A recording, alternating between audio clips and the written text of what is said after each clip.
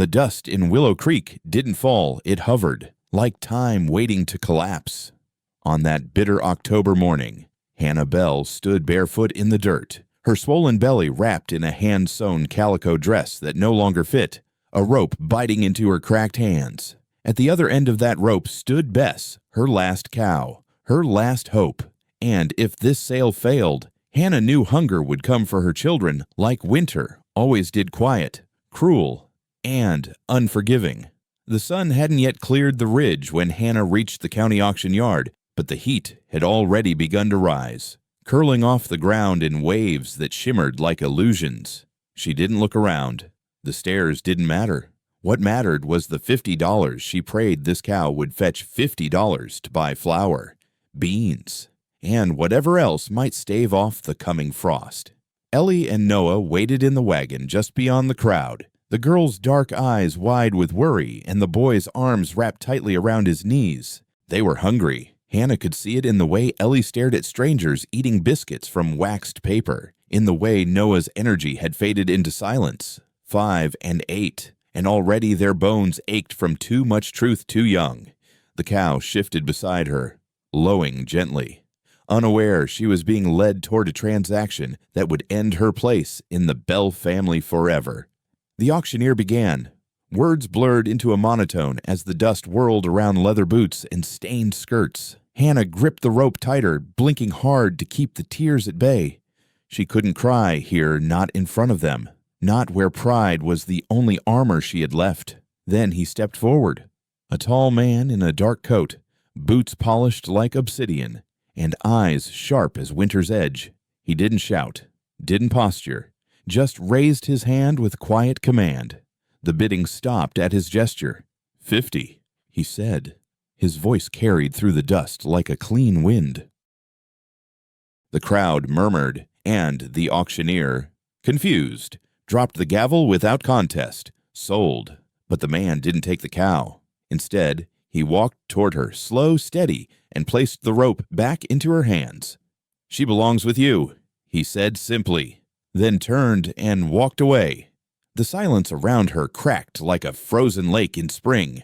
Hannah stared down at the rope, at her calloused hand still trembling, her mouth open to speak, to protest, to understand. But all she managed was, why he didn't answer, just tipped his hat once and disappeared into the haze of horses and heat. Ellie ran up beside her. Mama, why'd he give Bess back? Why would someone buy her and not keep her? Hannah crouched down, stomach heavy with the weight of the unborn, brushing her daughter's hair behind her ear. I don't know, sweetheart, she whispered, voice unsteady. Sometimes people do kind things. But she didn't believe it. Not really. Not anymore. Not since Isaac died 2 years ago in a sawmill accident that stole his life and their future with one sickening crack. Not since the bank started knocking. Not since hunger became routine. Kindness wasn't free in this world. Not for women like her. By the time they reached the cabin, the paper was already nailed to the door, white against the weather-worn pine like a slap across the face. Notice of eviction. 30 days. Hannah sank onto the porch steps. Ellie and Noah stood still, watching her with eyes that searched for reassurance she couldn't give. She folded the paper once, twice, until it was a small, sharp square in her hand, a reminder of what survival would now demand. In her belly, the baby kicked. Not now, she thought. Not yet. Behind her, the garden was gone, shrunk to dry stalks and dust. The house leaned like an old man waiting for his final fall. The fields her husband had once plowed with pride were silent. And Bess, their last cow, stood under the willow tree, chewing slowly, as if she, too, knew the end had begun. That night, as Hannah lay in bed between her 2 children, she whispered to the dark ceiling above, "If you're still listening, send something more than mercy. Send a way out." Because she had just 30 days to save everything they had left. And maybe, just maybe, that man in the black coat wasn't finished with them yet.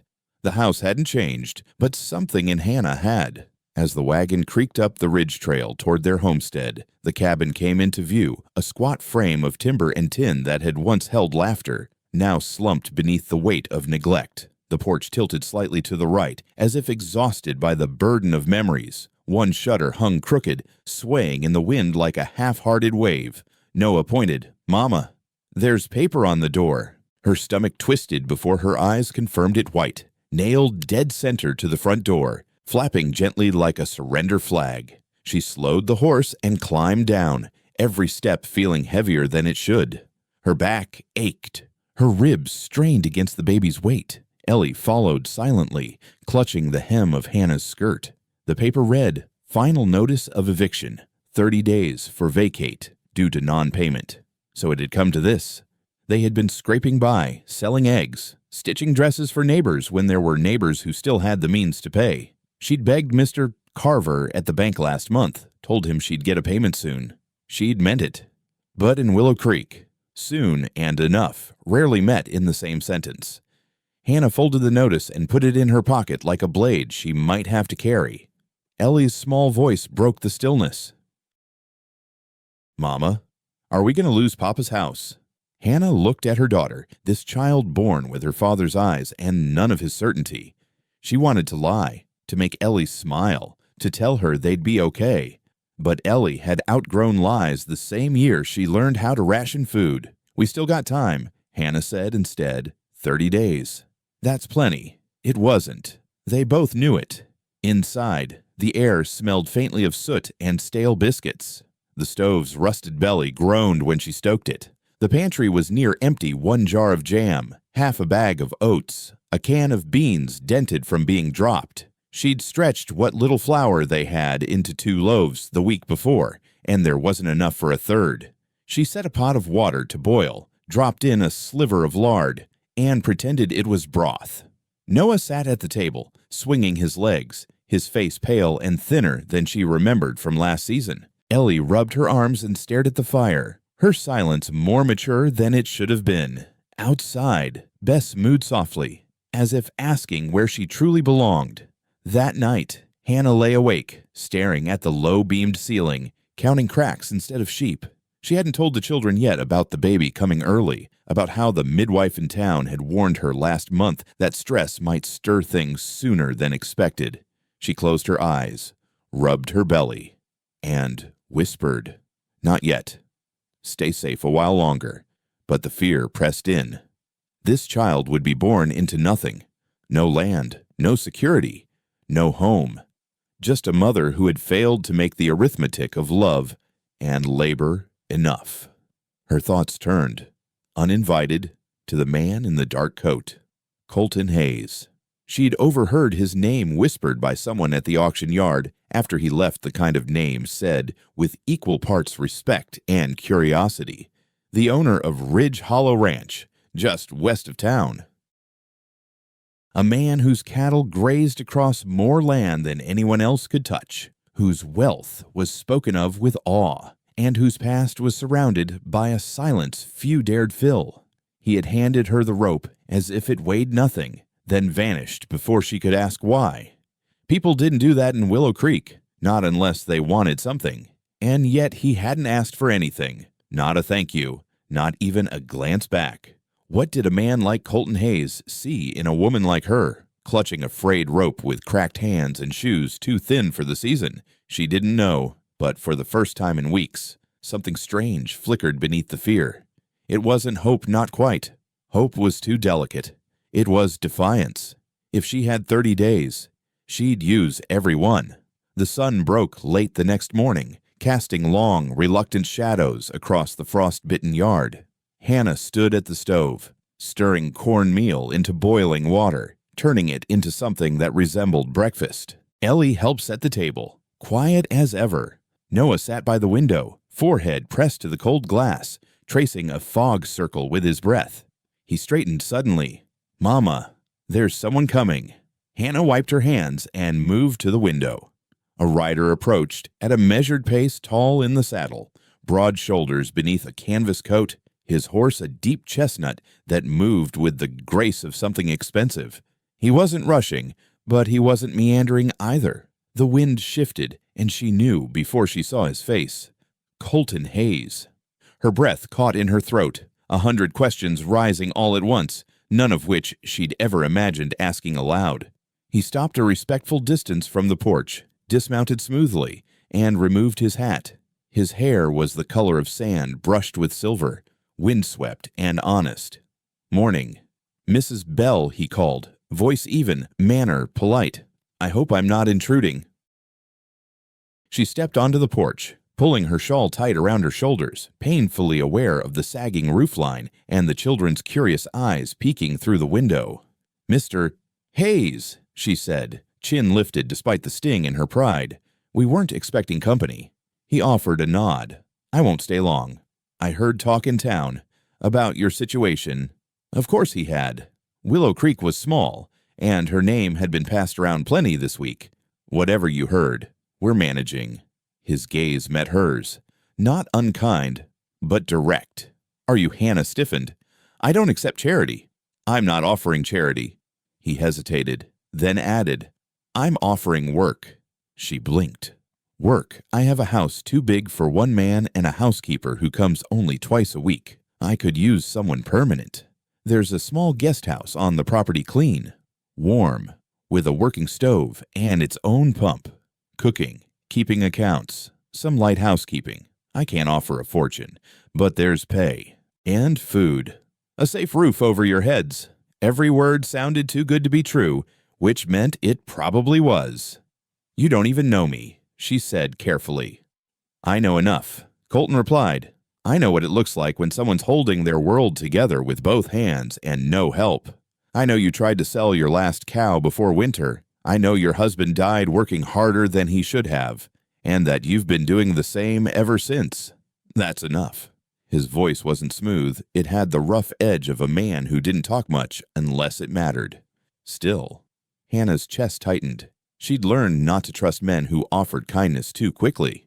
There was always a price, a sideways glance, a closed door that followed. "You'd let us live there?" she asked. "Me and the children, of course," he said simply. "It's not a gift. You'd be working for it." She looked past him to the fields where the first frost had withered what was left of Isaac's dreams, to the barn where Bess chewed slowly in the shade, unaware how close she'd come to leaving. Ellie came to the door, arms crossed tight across her chest. "Mama," she said softly, "is he the man who gave Bess back?" Hannah glanced at Colton. He didn't smile, didn't deny it. "Yes," she said, more to herself than the child. "Yes, he is." Why, she wanted to ask. Why us? Why care? But before she could give voice to doubt, Colton spoke. "My wife used to say, blessings unused become burdens. I've spent 5 years living in a house that echoes with silence. Maybe it's time I let it carry voices again." The mention of his wife softened something in Hannah, though she kept her tone firm. "I need time to think." Colton nodded. "I understand, but don't take too long. Winter makes its own decisions if we wait too long to make ours." And with that, he tipped his hat and mounted up, riding away without a backward glance. Hannah stood on the porch long after he'd gone, one hand over the swell of her belly, the other braced against the railing. Inside, Ellie and Noah watched her with wide, uncertain eyes. Could she trust a man's offer again? Could she afford not to? The eviction notice sat folded beside the stove, its red ink bleeding into the soft grain of the wood. 29 days left, and counting. The wagon creaked beneath the weight of their trunk, a patched mattress, and the few possessions that hadn't already been traded for flour or firewood. Hannah's hands gripped the reins tightly as the road unfurled before them, golden with dying grass, brittle beneath the wheels.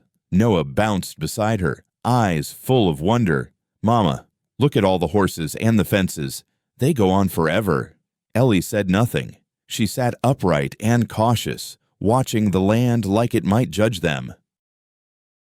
And Hannah counted every breath like it might be her last moment of control before handing her life over to someone else's mercy. When they crested the final hill, the main house of Ridge Hollow came into view. It stood tall and wide, 2 stories of hand-hewn timber, whitewashed and sunlit, its porches wrapping around like open arms. Smaller buildings dotted the surrounding fields, barns, workshops, smokehouses, and farther back, tucked behind a thin line of cottonwood trees, stood a guest house with soft yellow curtains fluttering in the open windows. It was, in all honesty, the most welcoming thing she'd seen in years. Colton Hayes stepped down from the porch before she could halt the wagon, sleeves rolled, shirt clean, but plainly worn. He looked like a man who owned the land and had the calluses to prove it. "Mrs. Bell," he greeted with a nod, offering a hand to help her down.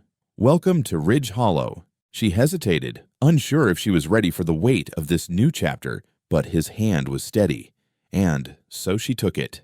His grip was warm, strong, not possessive, but anchoring. "Call me Hannah," she said softly. Ellie and Noah climbed down as well, eyes darting across the endless expanse of pasture. The air smelled like hay and cedar smoke. Somewhere in the distance, a rooster crowed. Colton led them to the guest house, carrying their trunk with ease, as if it weighed no more than a loaf of bread. The moment Hannah stepped inside, her knees nearly gave out. It was lovely. 3 rooms, a small sitting area with a stone hearth, a kitchen with a working pump and cast iron stove, and a bedroom big enough to fit the 3 of them for now. The bed was made, fresh linens, a basket of preserves on the table, and those yellow curtains light, soft, clean, danced at the open window as if welcoming them home. "I had Mrs. Beckett come by yesterday," Colton explained. "She's good with making places feel lived in." "It's more than I expected," Hannah whispered. "It's what you deserve." She didn't know what to say to that. It had been so long since someone had spoken to her as though she was worth more than her burdens. Noah threw himself on the bed with glee. "Mama, it's soft, like clouds." Ellie moved slowly, touching the back of each chair, the trim on the windows, the handle of the water pump, as if confirming this was real. "There's no bucket," she whispered. "The water just comes." Colton smiled faintly. Convenience has its place. When she turned back to him, Hannah finally found her voice. "You still haven't said why." He shrugged, shifting his weight like the question made him uncomfortable. "I told you my house is too quiet, and your hands are capable." "That's not what I meant." He met her gaze. His eyes were the color of smoke just before the fire goes out, tired, warm, waiting. "I lost someone," he said finally. "A long time ago. She would have wanted me to use what I've been given." That's all. It wasn't all, and they both knew it. But Hannah let it rest. "I'll work hard," she said. "I expect you will." He stepped outside to give them space, and Hannah stood in the middle of the kitchen, one hand over her belly, the other tracing the curve of the wooden table. She hadn't stopped moving in 2 years, fighting, stretching, sacrificing. And now, for the first time, stillness wasn't fear. It was possibility. That night, after the children were bathed and tucked beneath quilts warmer than any they'd had in months, Hannah stood at the small window, watching the moonlight pour across the fields. Colton's silhouette moved in the distance, tending to a lantern at the barn. He didn't know it yet, but he'd given them more than shelter, more than food or wages. He'd given her breath, and tomorrow she would begin to earn it. Hannah stood before the small mirror above the wash basin, her fingers fumbling with the buttons of her only good dress, a navy calico she'd let out twice in the belly and once at the shoulders. It no longer flattered. It merely fit. Ellie sat quietly on the edge of the bed, smoothing her own green cotton dress, the one that had once been too long and now barely grazed her knees. "Mama, do you think people will stare?" Hannah's hands paused. The question was too mature for an 8-year-old, but that's what life had done to Ellie, peeled the softness back too soon. "Some might," she admitted, her voice low. "People are curious, especially in towns like Willow Creek." Ellie nodded. "Because we live here now, with him." Her eyes met Hannah's in the mirror. No accusation, just clear-eyed understanding.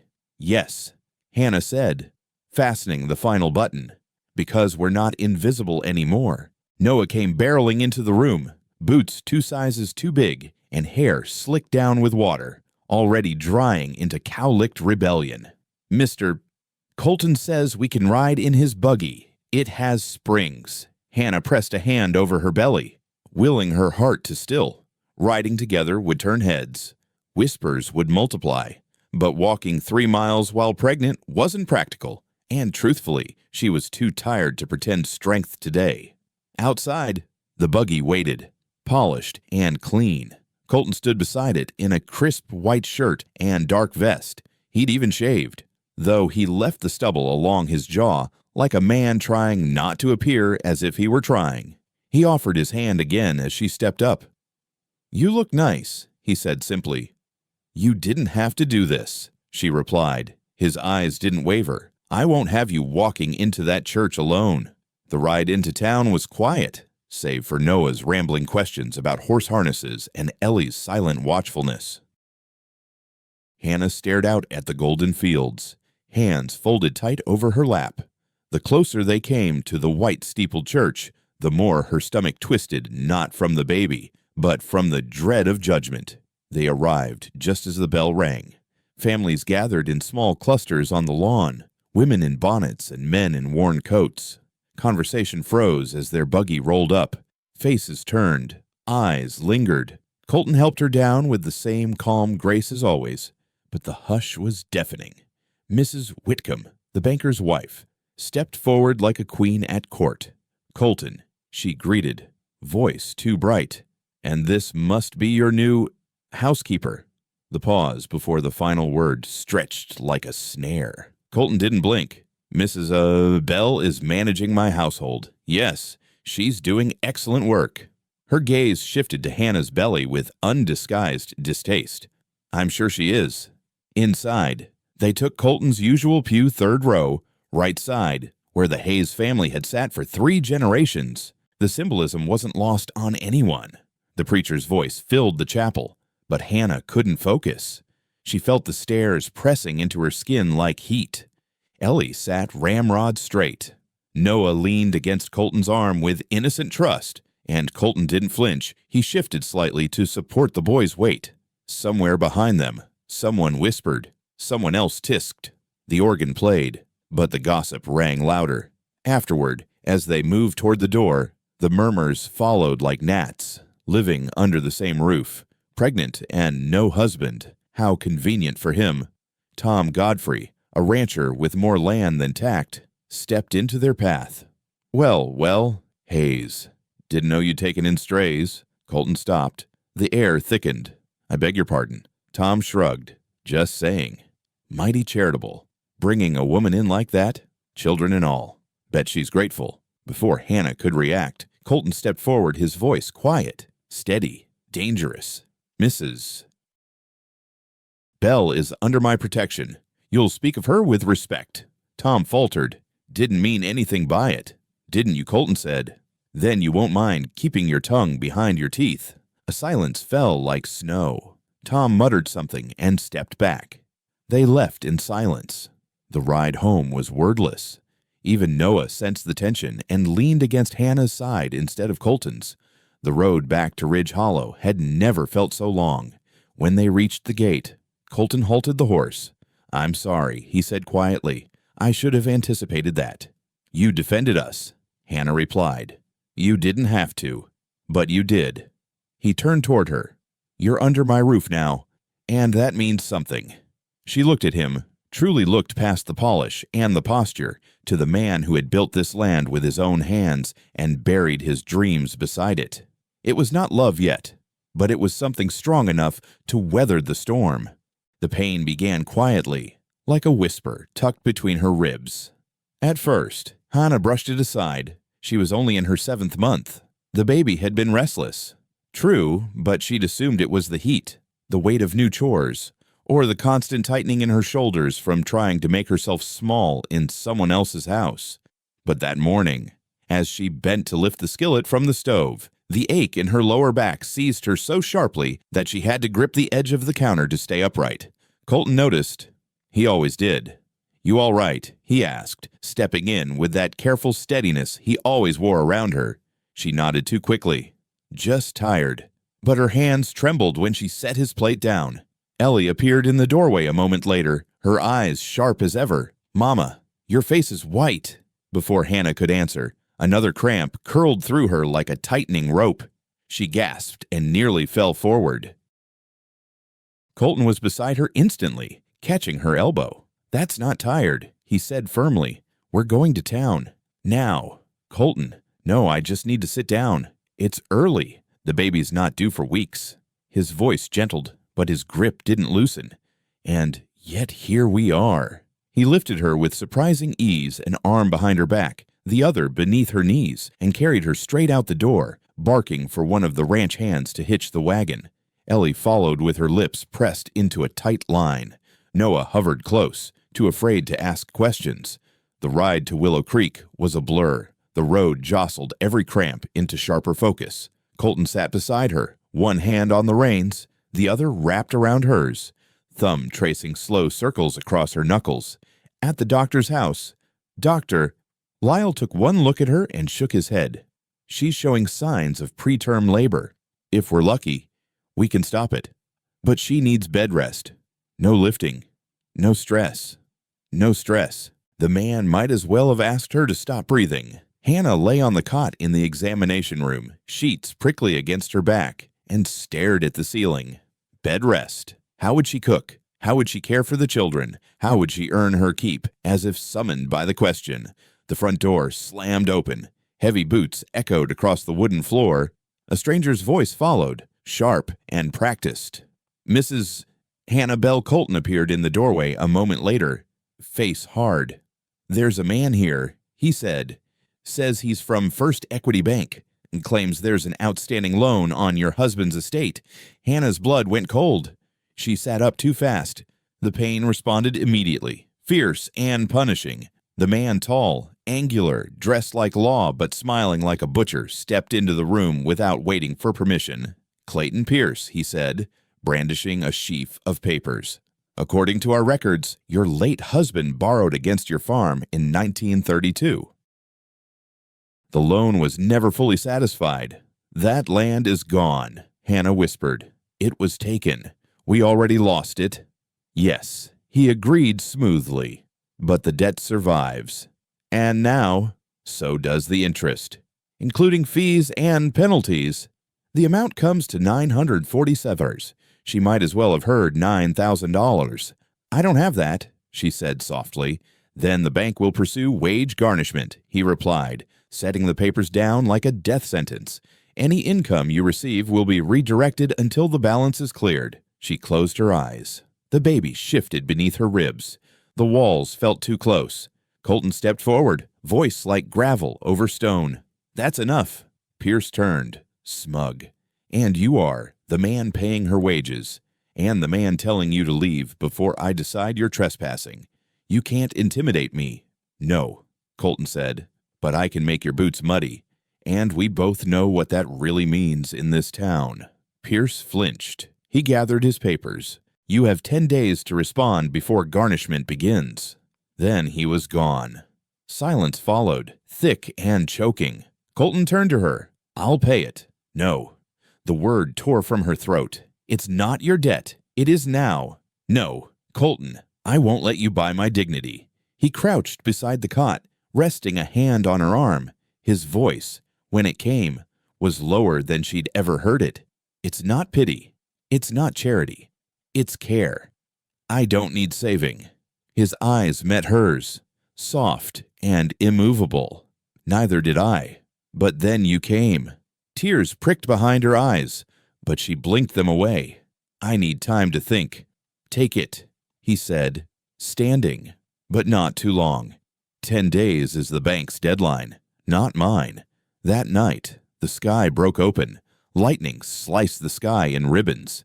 Thunder rolled like war drums. The wind howled, tearing shingles off the barn and slamming shutters open across the guest house. Hannah lay awake, pain tightening again.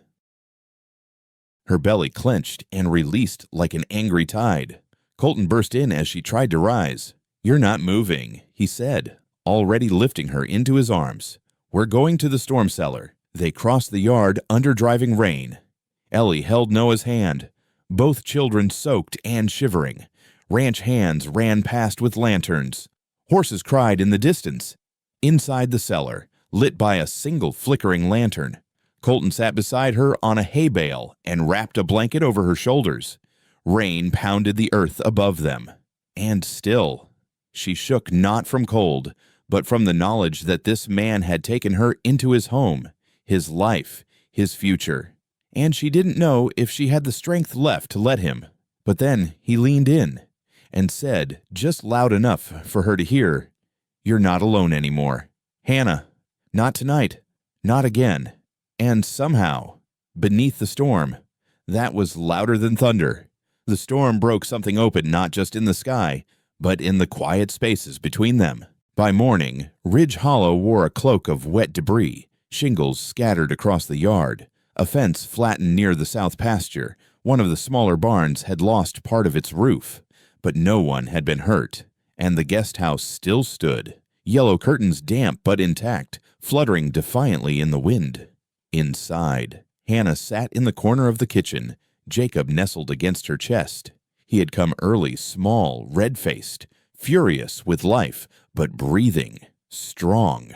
The labor had been sudden, brutal, delivered not in a hospital, not even in a bed, but on a blanket in the storm cellar, surrounded by women who hadn't hesitated.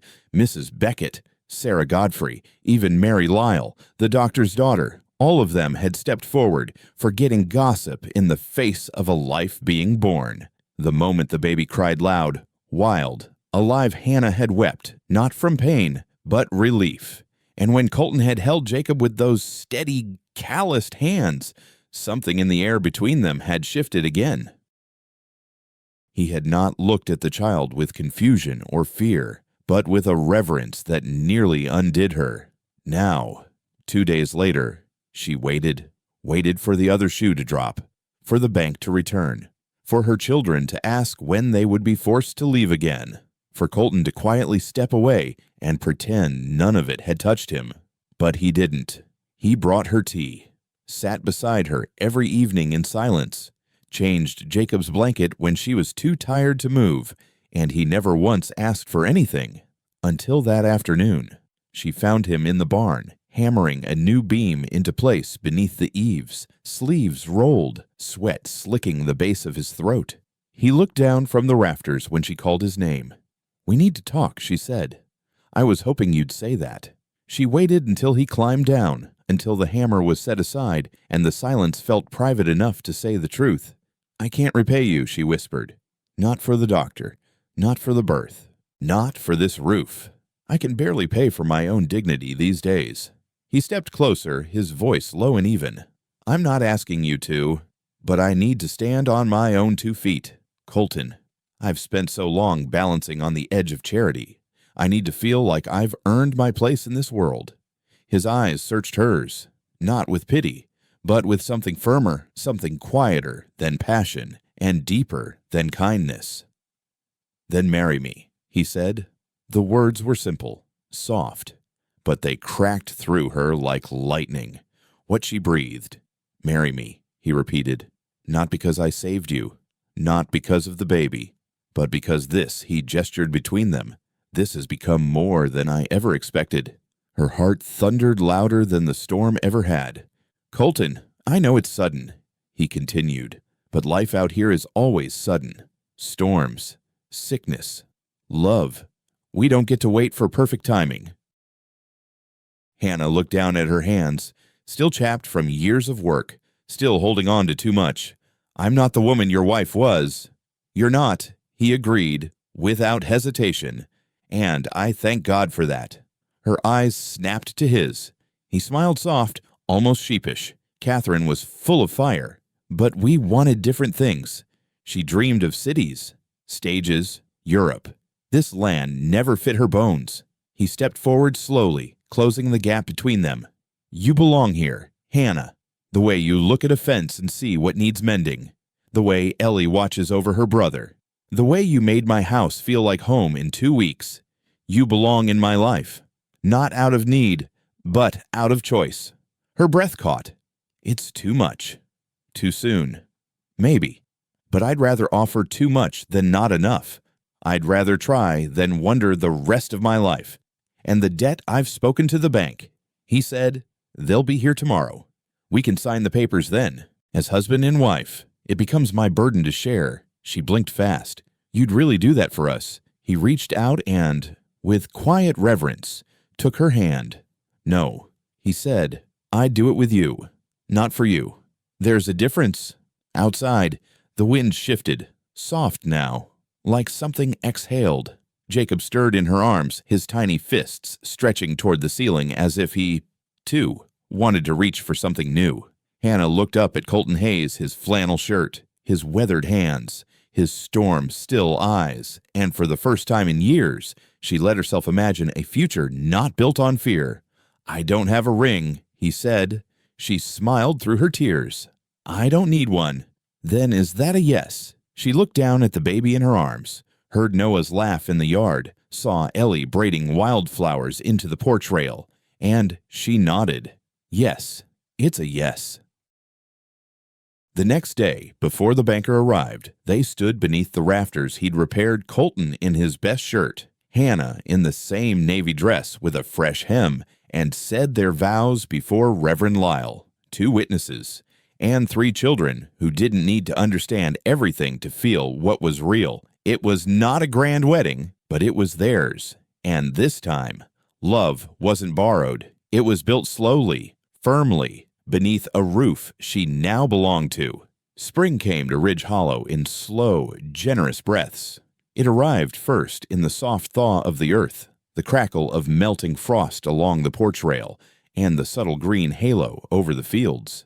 Then in birdsong, tentative, sweet filling in the silences that winter had left behind. And, finally, it came in the rhythm of a house that had learned how to breathe again. 6 months had passed since Hannah Bell became Hannah Hayes.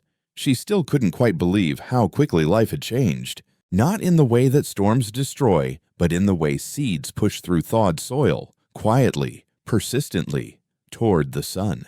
Jacob sat in the patch of morning light on the cabin floor, clutching the wooden toy horse Noah had carved from scrap pine. His legs were sturdy now, his cheeks full. The child who had arrived too early, wrapped in fear and trembling, was now a determined little creature who had opinions and no patience.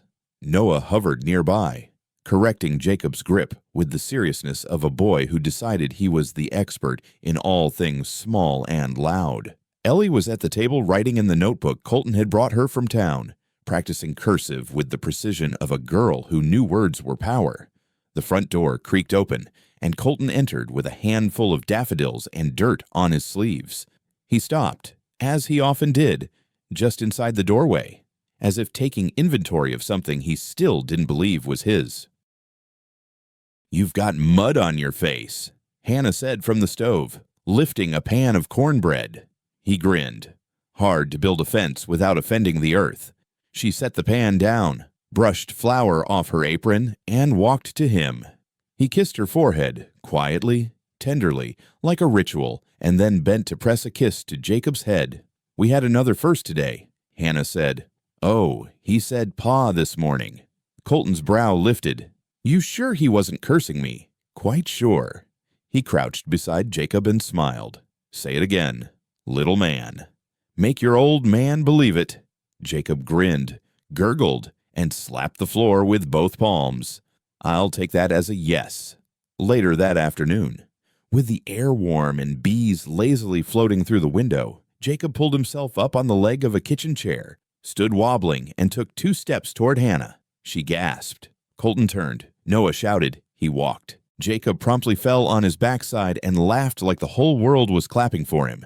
They gathered around him, as if his tiny feet had just crossed mountains. And in a way, they had. Hannah knelt and scooped Jacob into her arms, her eyes glistening. You walked, she whispered. You did it, baby boy. Colton stood behind her, hands resting on her shoulders. His voice was quiet. So did you. She looked up at him. He didn't need to explain. She had walked through grief and hunger, fear and silence. She had walked through judgment, loneliness, and uncertainty. She had walked through storm and labor and loss.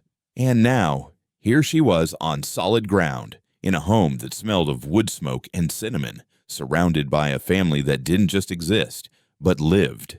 That night, they sat on the front porch beneath a quilt of stars. The children were asleep. The lantern glowed softly beside them, and Jacob snored from his cradle just inside the door. Colton reached for her hand and laced their fingers together.